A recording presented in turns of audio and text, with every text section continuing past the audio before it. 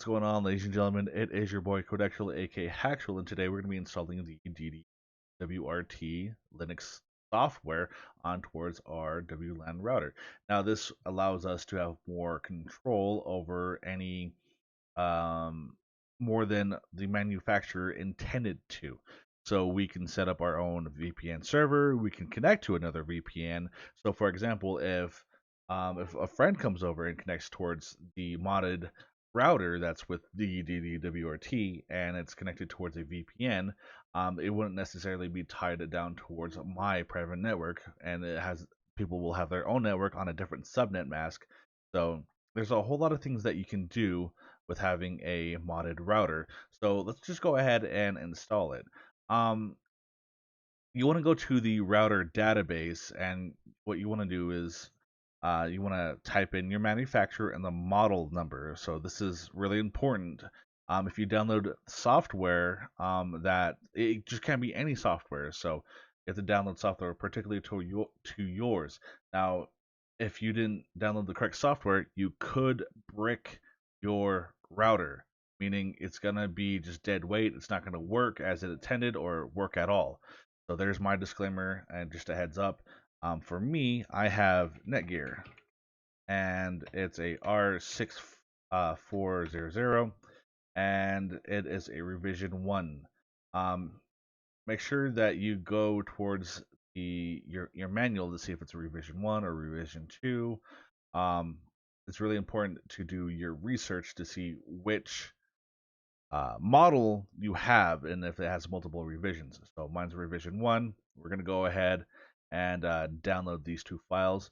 So, which I already have, and we want to log in towards our router. Um, do that, which we're already logged in here. Um, Now you're wondering, how would I get towards my router?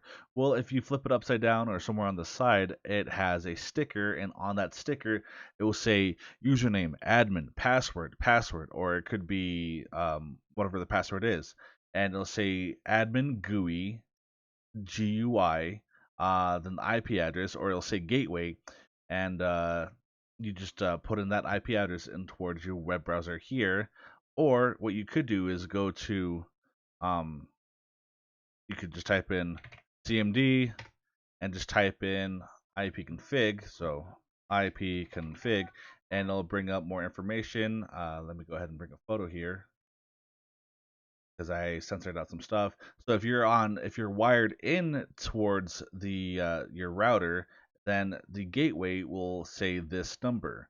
Or if you're wirelessly connected, which we are wirelessly connected towards our router, it'll bring out this information, which is 12.0.0.1.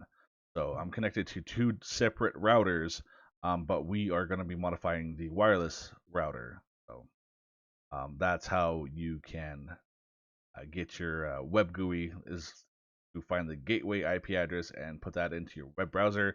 Then it might ask for a username and password. And if you don't know what the username and password is, get a bobby pen or some type of pen, skinny enough. Flip the router upside down or outside. There should be a little reset button. Hold it down for 30 seconds. Now, just FYI, this will factory reset your modem back to the default settings. So you might lose internet, you might not. But if you go ahead and do this, everything's going to be wiped out back to factory settings. Your Wi-Fi name is going to be going back to the original Wi-Fi name that came out of the box. So just FYI. So I hope you know what you're doing. Okay, I want to go to advanced. Let me go ahead and log in. And I want to go, is it under administrator? Okay, yeah, it's under administrator. Then I'll say router upgrade. And we're going to go ahead and click that. Then it's going to say locate and select the upgrade on your hard disk. Let me go ahead and censor out my screen here just for a brief second so I can locate the file. Okay, so I located the file where I need to upgrade towards to. So it's going to be Netgear R64 webflash.bin. That one's mine. You click upload. Oh, it has to be the check. My bad. I'm dumb.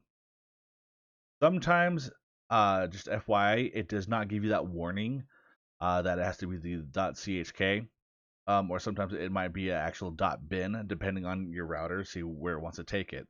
So yeah, that's fine. Let's go ahead and update it.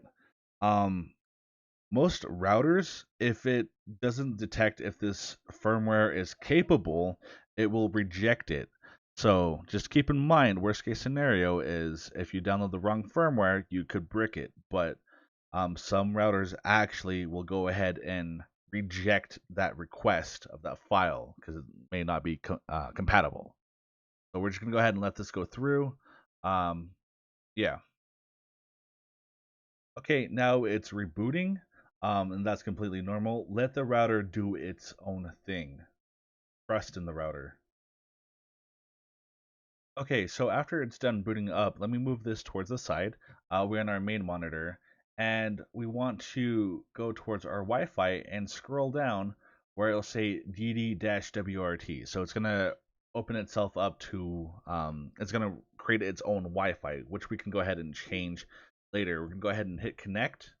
Now, this is really important that you quickly do this because someone around the area, like your own neighbor, would be like, "Oh, hey, an open network, and it's a DD-WRT router. We can go ahead and just start messing with the settings." So, yeah, I strongly advise to quickly change that as possible. Um, yeah. Now, I ran another IP config, and so the IP address has changed. So it's going to be 192.168.1.1. So let's go ahead and log into that. My apologies. Let's move here. So yeah, 192.168.1.1. That's new IP address that we want to enter in towards our browser.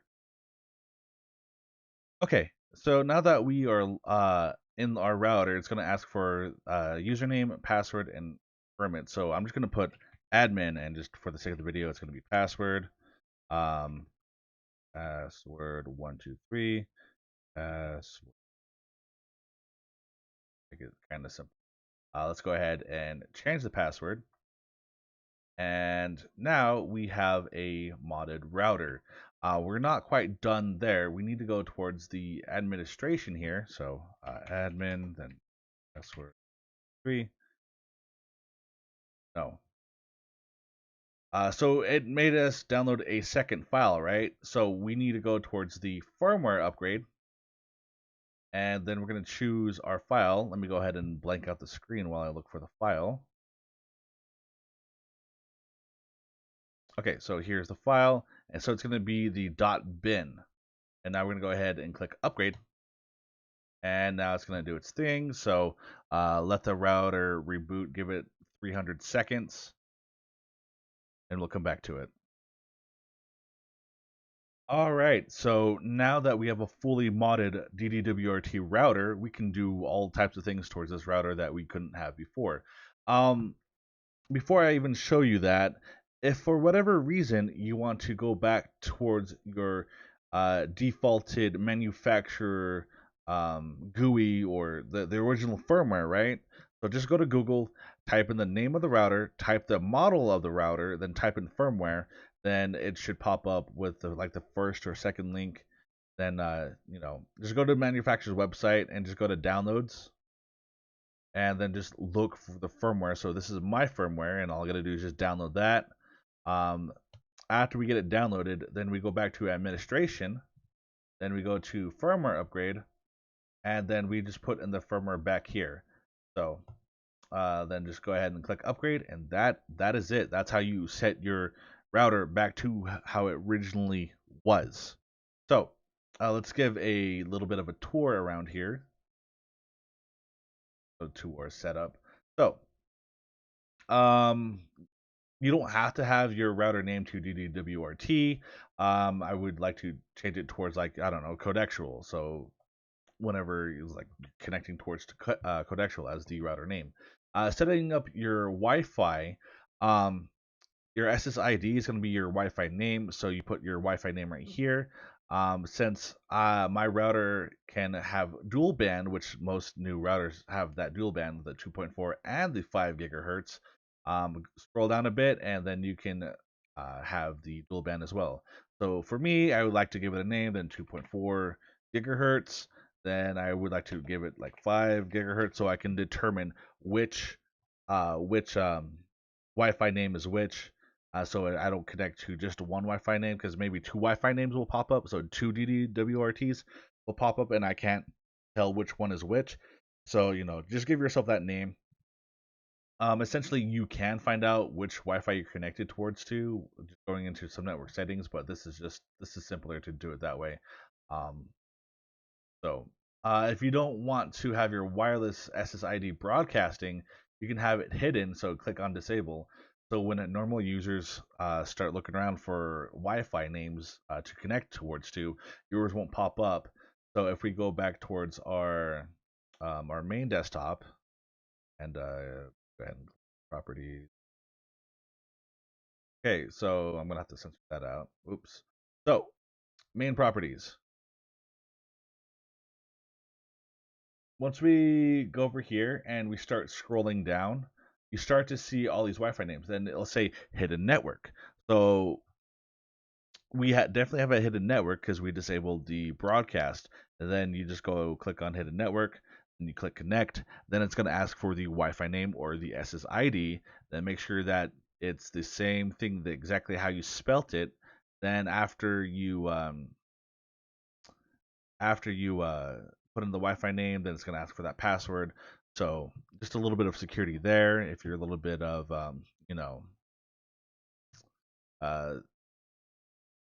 afraid of people knowing what your Wi-Fi is, it's going to ask for Wi-Fi. Oh, what is this? Press that. Ugly. Okay, that was weird. It loaded weird.